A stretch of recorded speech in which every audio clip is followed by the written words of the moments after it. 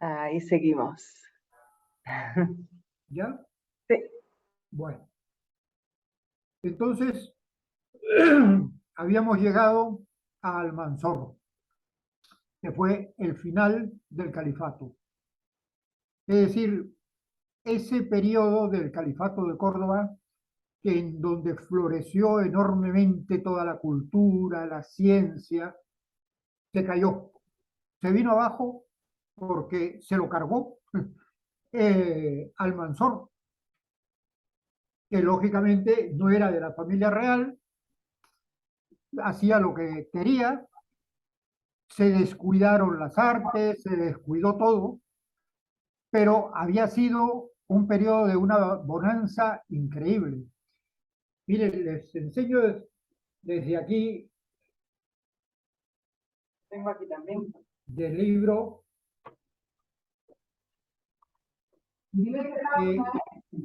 La poesía, los poetas, en la página 451.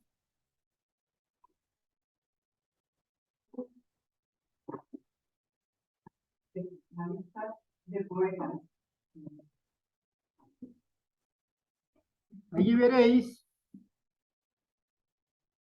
la lista, la cantidad son muchas páginas de nombres de poetas y poetisas que había en Córdoba. Cientos. Entonces, teniendo en cuenta, teniendo en cuenta que la poesía en esa época era un poco una diversión, una distracción, como hoy es la televisión, increíblemente, porque se reunían por la noche a declamar poemas, a improvisar poemas, improvisaban mucho. Entonces, esa cantidad de poetas que veis que existían demuestra hasta qué punto era una sociedad muy avanzada. En ese momento sí que era absolutamente verdad que había tres culturas que convivían en paz pacíficamente y se desarrollaban estupendamente. Era la cultura musulmana, la cristiana y la hebrea. Habían también muchísimos hebreos, que eran los sefarditas, los sefardíes. Habían médicos que eran famosísimos en toda España. De hecho, Maimónides, por ejemplo, es un personaje famoso para la época porque era un médico, un científico, investigador, increíble para esas épocas, ¿no? Y además conocido no solamente en Al-Ándalus, sino también en la España cristiana. De forma que había gente de la España cristiana que que iban a Córdoba a que los vieran los médicos cordobeses. Y hay un caso famoso, que es, por ejemplo, el heredero del trono de Navarra. El hijo de Blanca de Navarra, me parece, no me acuerdo, no, no. Era el heredero, pero no me acuerdo cómo se llamaba su madre. Para que veas que no tengo tan buena memoria, Rosa. Pues él sí me acuerdo cómo se llamaba Sancho. El heredero se llamaba Sancho, pero tenía un apodo.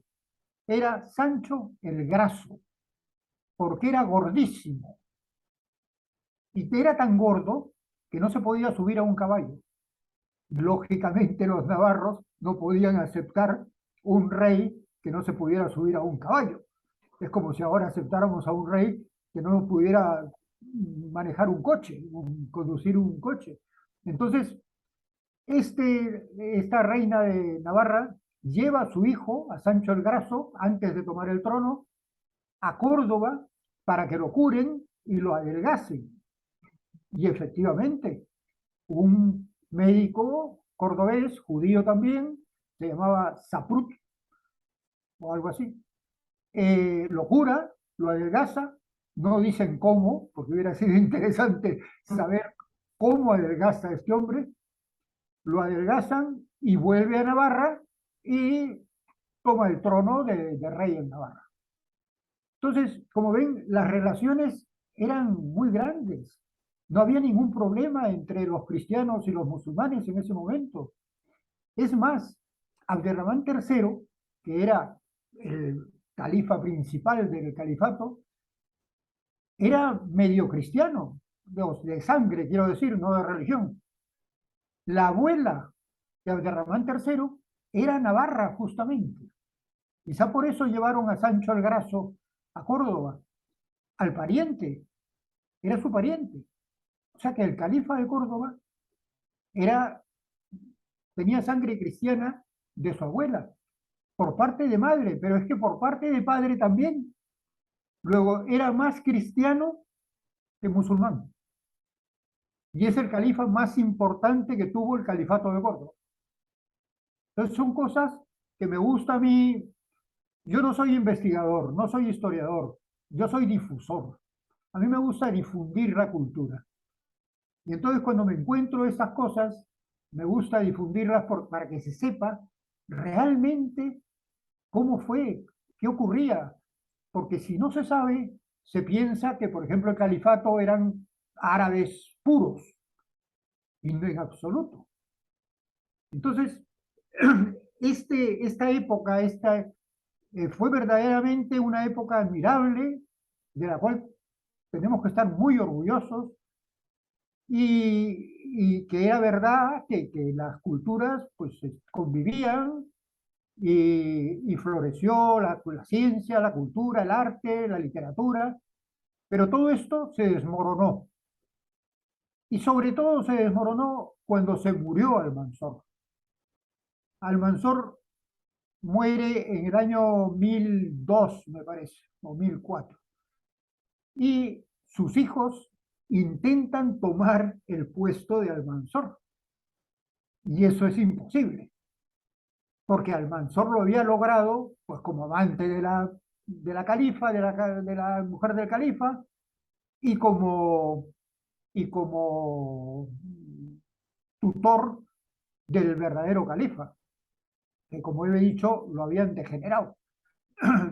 Pero claro, los hijos de Almanzor ya no tenían ninguna legitimidad para gobernar el califato, y el pueblo cordobés no se lo iba a aceptar, y así ocurrió. Primero uno, el mayor de los hijos, y después el segundo lo intentó también, y tampoco pudo. Eh, ¿Y qué ocurrió entonces? Que la familia real verdaderamente de los califas, dijeron hay que recuperar el trono. Y para recuperar el trono surgieron un montón de príncipes, porque si en la cultura árabe hay príncipes, hay una cantidad enorme. Entonces salieron muchísimos, no uno ni dos, no 10, 12 príncipes que querían ser califas. Claro, esto provocó las guerras internas entre ellos, y a eso se llamó las guerras civiles. Es decir, fueron guerras de príncipes que se hacían con un ejército. Algunos de ellos que no tenían seguidores, pues traían, como eran muy ricos, traían gente, soldados de África, bereberes, con lo cual había más bereberes en España, más que árabes, y formaban sus ejércitos. Entonces hubo algunos famosos como Suleimán o Mahdi, eran príncipes que en algún momento determinado se hicieron con el trono, pero venía el otro y lo destronaba. Y esas fueron las guerras civiles que duraron 30 años.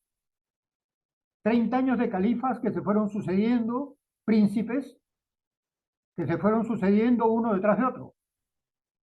Como esto, lógicamente, tampoco podía durar mucho tiempo, las familias nobles del territorio andaluz, que no eran de Córdoba, se rebelaron, no dispuestas a admitir las guerras civiles cordobesas. Se rebelaron y formaron sus propios reinos. Y así surgen los reinos de taifas. el reino de Sevilla, el reino de Granada, el reino de Málaga, el reino de Almería. Fueron reinos independientes que se llamaron las taifas. Estos reinos es muy curioso porque cada uno de ellos quiso convertirse en la prosperidad y el lujo y el desarrollo del califato de Córdoba. Entonces se llenaron con una corte de gente con mucho talento, de músicos, de escritores, de científicos, de poetas. Entonces eran verdaderos califatos pequeñitos, pero lo que no hicieron mucho, no tuvieron mucho cuidado, es en formar buenos ejércitos. Entonces, claro, estaban totalmente a riesgo de que los invadieran y los cristianos decidieran ocupar la España musulmana. Podía pasar cualquier cosa. Ellos entre ellos también tenían diferencias. Por ejemplo, el reino de Sevilla con el reino de Toledo estaban bastante enfrentados. También estaba enfrentada, Sevilla estaba un poco enfrentada con todos porque el rey de Sevilla, Al-Mutamid, quería convertirse en el rey de todas las taifas, volver a ser un califato, pero un califato de taifas, de reinos añadidos. Y claro, eso no lo quería ninguno. Entonces, pero no por la fuerza, no con el ejército, no hubo batallas importantes entre ellos. Era simplemente políticamente trataban de apropiarse del territorio del vecino. Pero eso provocó una debilidad muy grande de la sociedad y la cultura musulmana. Y ellos lo sabían. Y el principal, que es el rey de Sevilla, el Mutamid, que era el amigo de Alfonso VI, del rey castellano, tenía muchísimo miedo que Alfonso VI invadiera al-Ándalus. Y sucede en ese momento que Alfonso VI toma Toledo, como ya hemos dicho, sitia Toledo, lo hace que se rinda y le dan unos territorios en Valencia. Entonces Al-Mutamid se muere de miedo y piensa que es el principio del fin, que los cristianos bajan a tomar todo el territorio. ¿Y qué hace? Habla con otros reinos de taifas, con el de Badajoz y con el de Granada, y les dice, tenemos que pedir ayuda. Y la ayuda se la tenemos que pedir a los almorávides. Los almorávides eran unos bereberes de África que se habían levantado, habían formado un reino, eran fundamentalistas, fanáticos musulmanes, y les piden a estos señores que les ayuden contra los cristianos.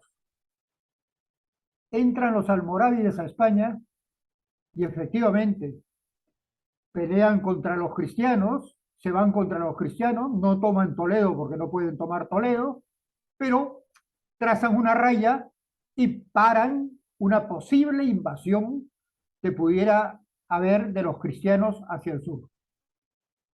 Y nada más, porque en realidad Al-Mutamid se equivocó en 2 siglos, porque los cristianos en ese momento no tenían ninguna intención de bajar al sur, porque no es verdad, como se ha dicho, que hubo una reconquista y que los cristianos pensaban siempre en reconquistar territorios. Eso no es verdad. Primero porque no hay una reconquista que dure 800 años. Eso ya no es una reconquista. Segundo, porque no había un concepto de país, de Estado. Ni siquiera se llamaba España. Eran los reinos cristianos. Y los unía la religión, pero políticamente no los unía nada.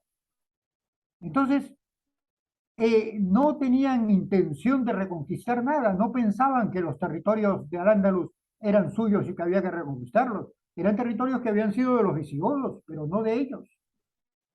Entonces, Al-Mutamid, cuando toman Toledo, que era muy importante, se asusta llama a los almorávides, entran los almorávides y rápidamente se dan cuenta los reyes de Taifas que los almorávides les está gustando mucho al Andaluz y que después de parar a los cristianos se van a ir contra ellos.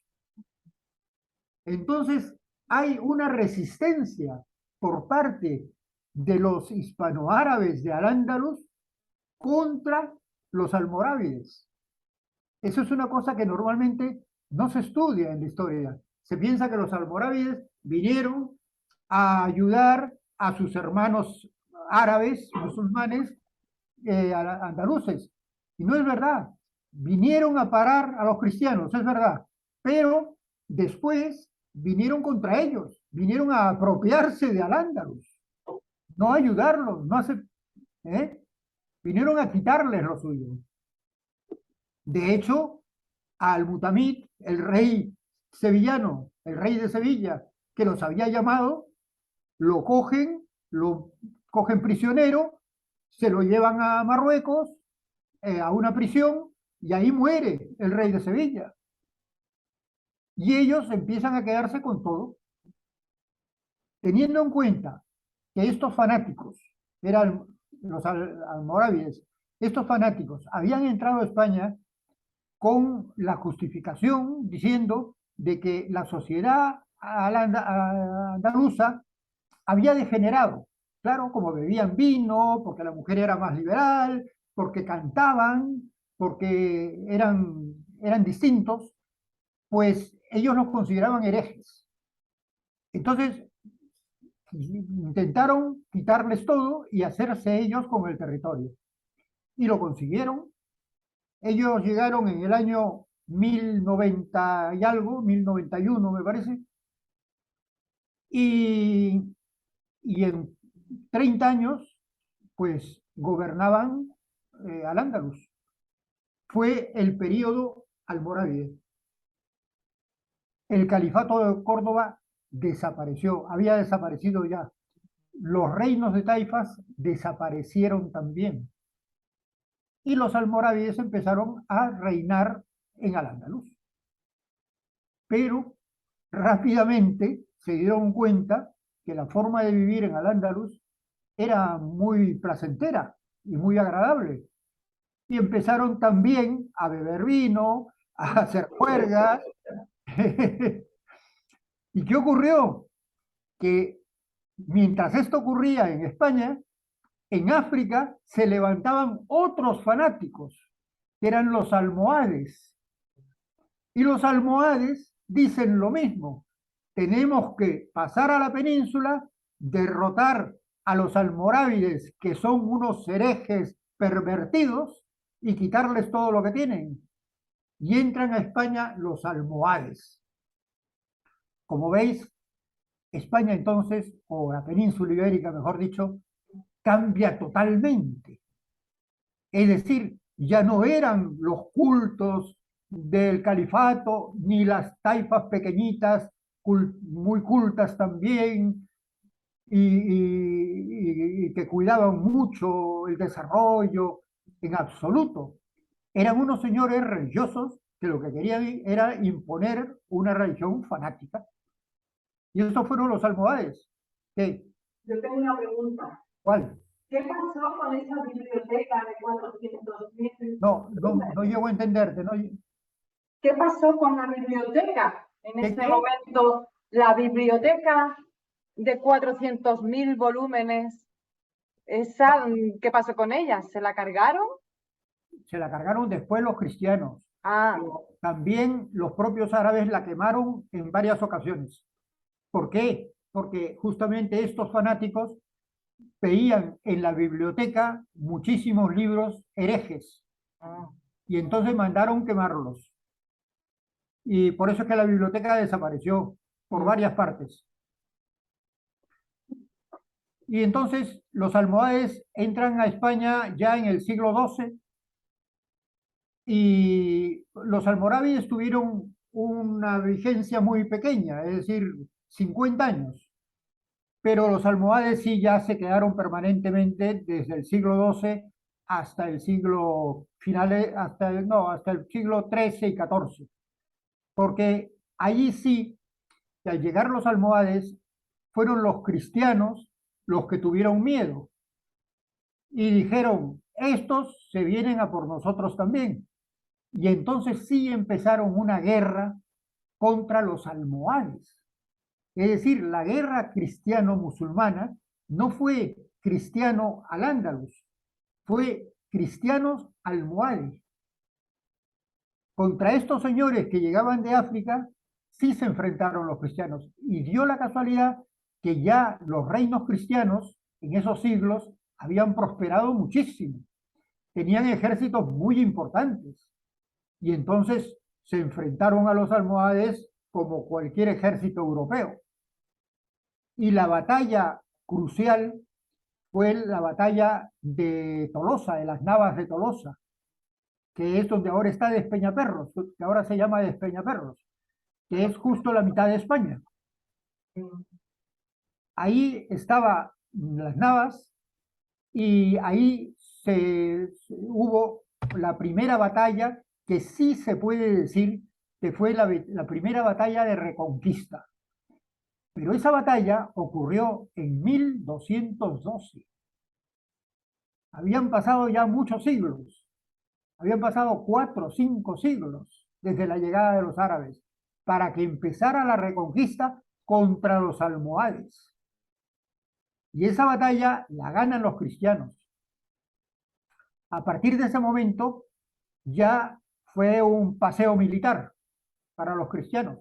¿Por qué? Porque ya no encontraba ejércitos, porque los únicos ejércitos que habían eran los ejércitos almohades y los almohades estaban en tierra ajena, empezaron a desaparecer, empezaron a volver a África. Al-Ándalus ya no tenía ejércitos, las taifas habían desaparecido, entonces fue muy fácil tomar Córdoba, la capital del antiguo califato.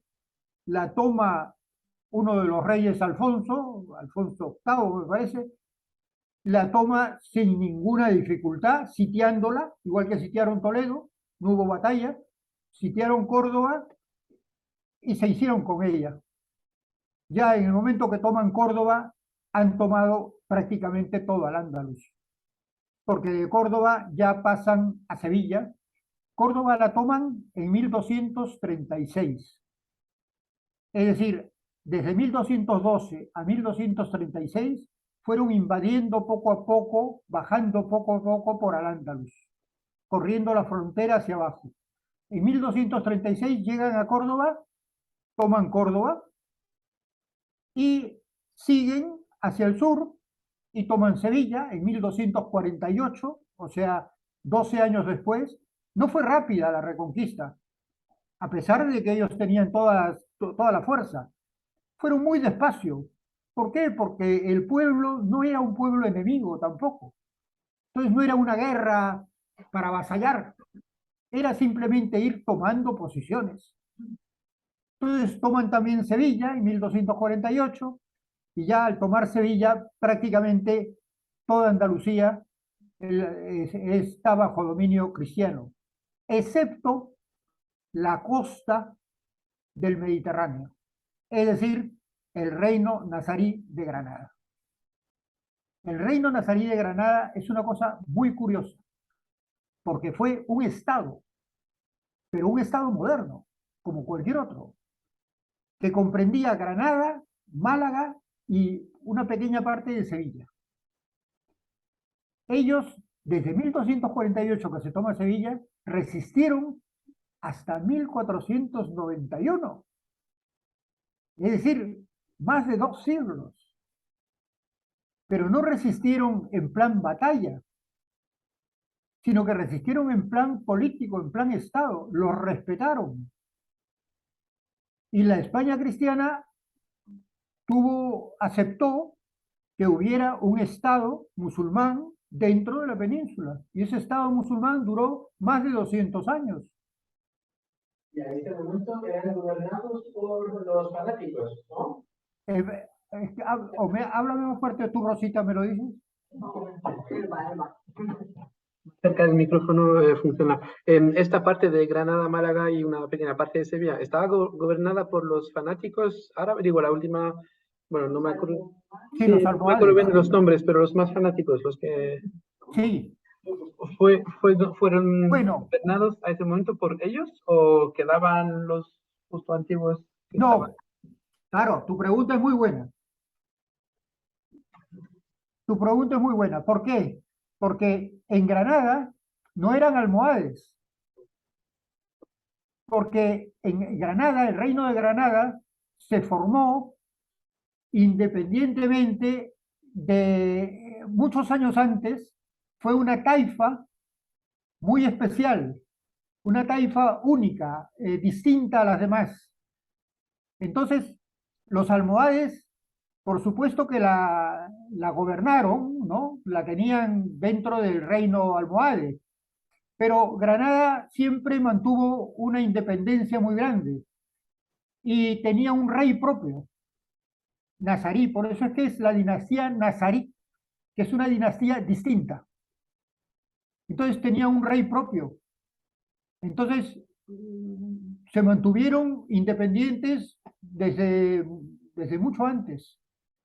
Cuando los cristianos tomaron todo lo almohade, todo el territorio almohade, pues ese territorio se quedó aislado, solo. Y el rey de Granada tenía buenas relaciones con el rey castellano.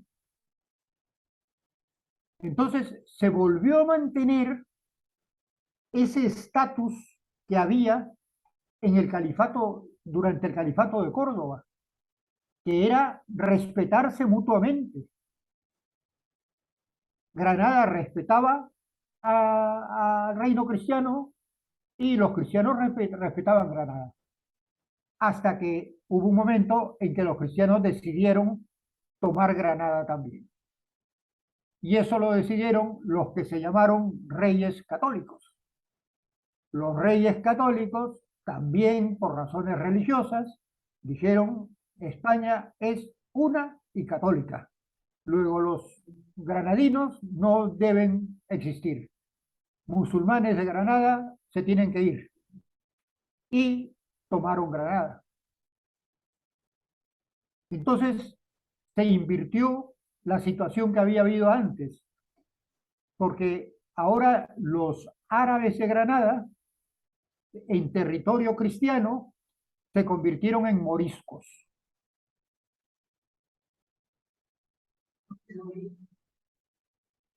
¿Eh? Antes, los cristianos en territorio árabe eran los mozárabes.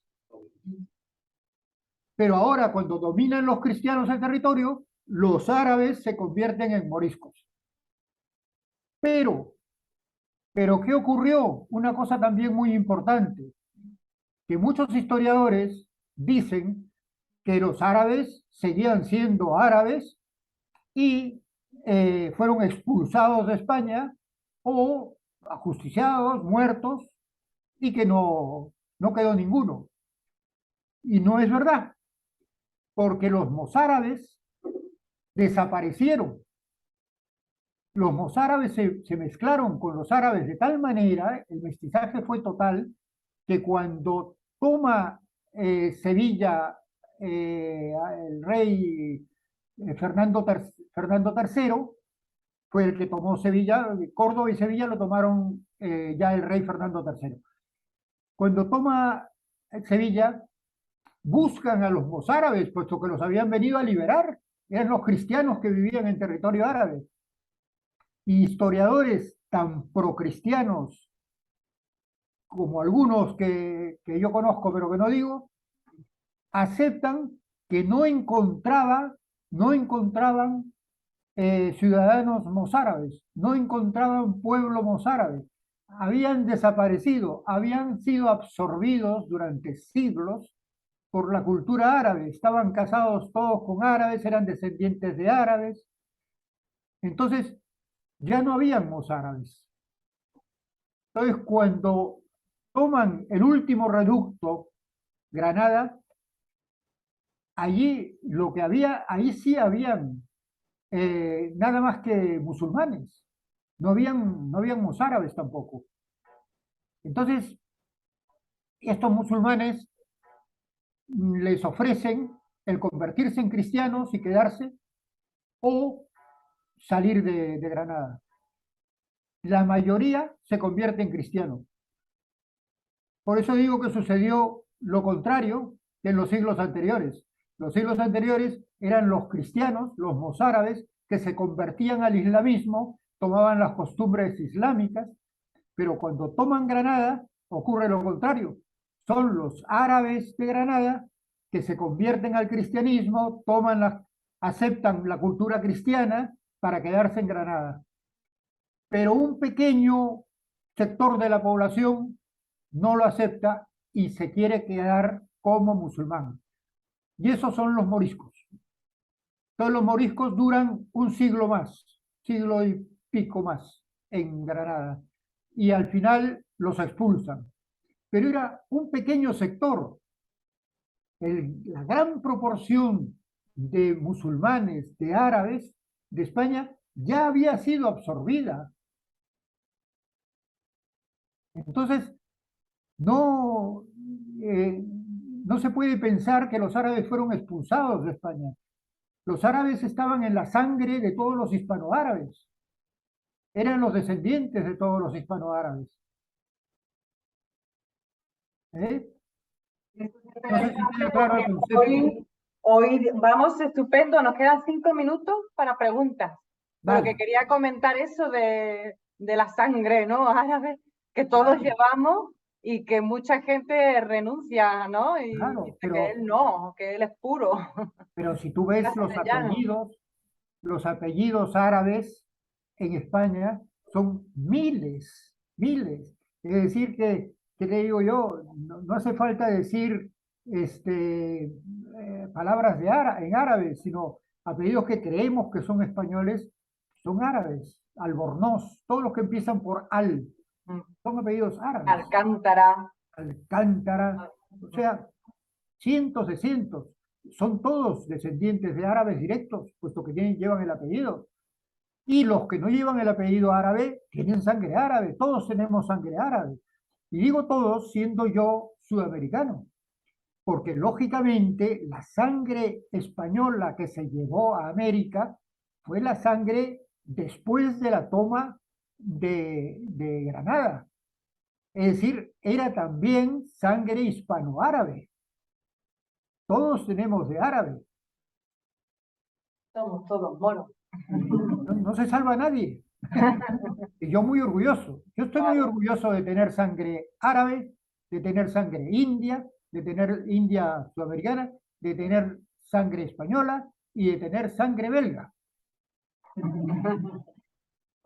Estoy muy orgulloso de todo eso.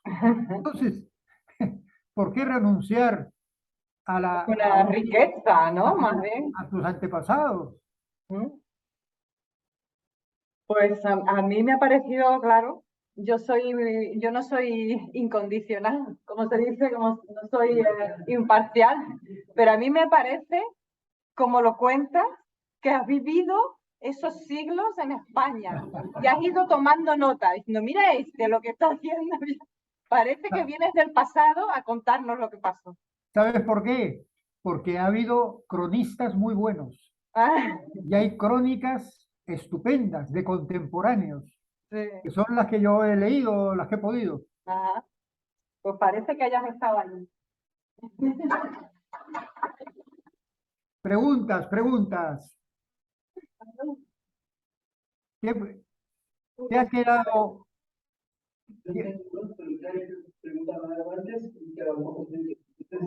Dejo a los otros primero, pero si luego te quedan 5 minutos más, me quedo. ¿Qué pregunta? Los españoles o los andaluces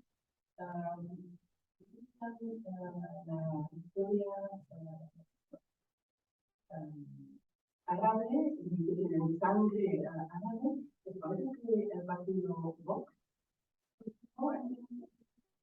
Dice que es posible que el partido Vox surgiera de personas como las que mencionas que rechazan sus orígenes árabes y la posibilidad de tener sangre árabe.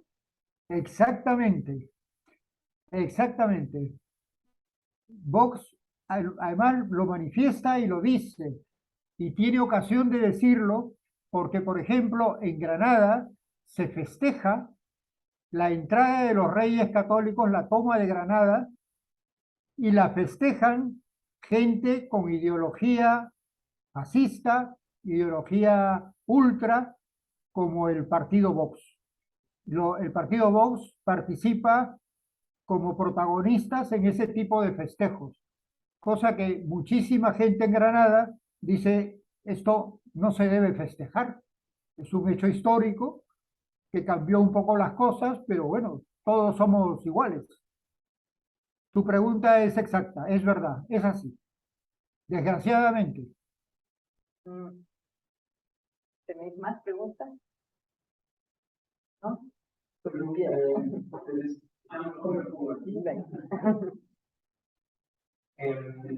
de lo que has dicho, los árabes han como subido hablando árabe, porque entonces la lengua de todos lo que se escribía y tal era árabe. Entonces, ¿quién hablaba español? Supongo que solo la pequeña parte que quedaba en el norte de España, supongo. Y es que me digo, ahora mismo, hoy en día, España se habla en muchísima parte del mundo. Pero me pregunto, si los árabes hubieran bueno, no sé que no es una conquista, pero vamos a decir, conquistado hasta el norte, ¿quedaban sitios donde hablaban español o esa lengua hubiera desaparecido totalmente? No, es que veo solo esa pequeña parte de donde pueden vivir en Sí, España que queda hoy en día.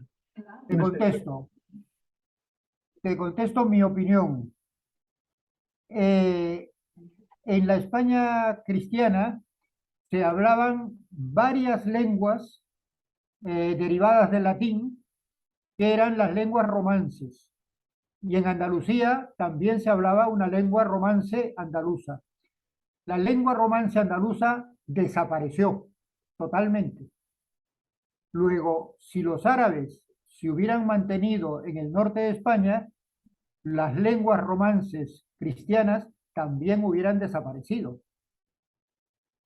Como los cristianos se pudieron establecer su frontera en el norte y mantenerse, pues siguieron hablando su idioma, sus lenguas romances, y el castellano fue el que se impuso a todas las demás, porque claro, los reinos cristianos tenían mucha relación entre ellos, aunque se peleaban muchísimo, pero tenían mucha relación y estaban también, tenían relaciones familiares, entonces necesitaban una lengua común, y esa lengua común fue el romance castellano, que según parece surgió en Soria, en un monasterio, en donde los monjes empezaron a escribir en ese romance y entonces ya esos manuscritos empezaron a imponerse en todo el rey,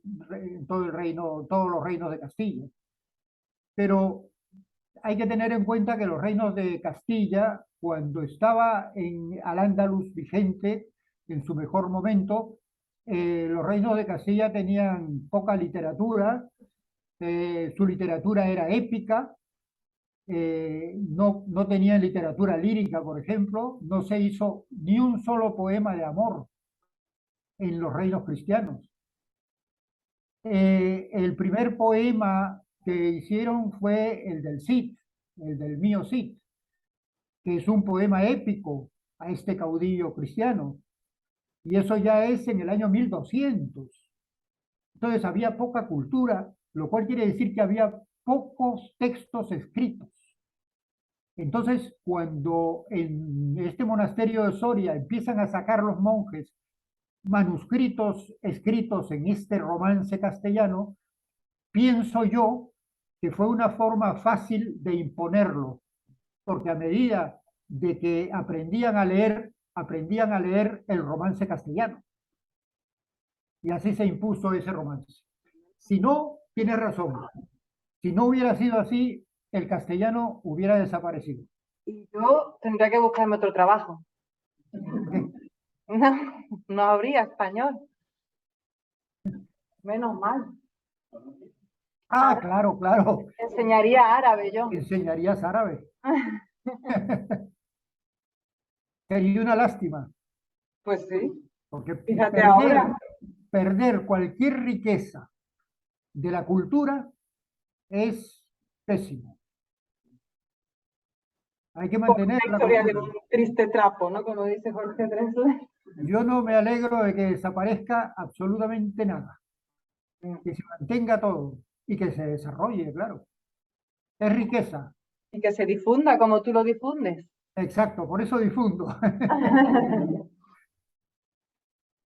Pues, ¿alguna pregunta más? No tienes que ir. Después, Bueno, vale, muy bien. ¿Os puedo pedir que nos hagamos una foto aquí para los medios? Aquí nos vamos a acercar todos, vale, perfecto, ¿vale? muy bien. Muchas gracias. Diles que tienen a su disposición el libro en versión digital, Eso les he dicho. que yo te doy el enlace y se lo das tú. De acuerdo. Les mandamos toda la dirección para que puedan encontrar todos los textos.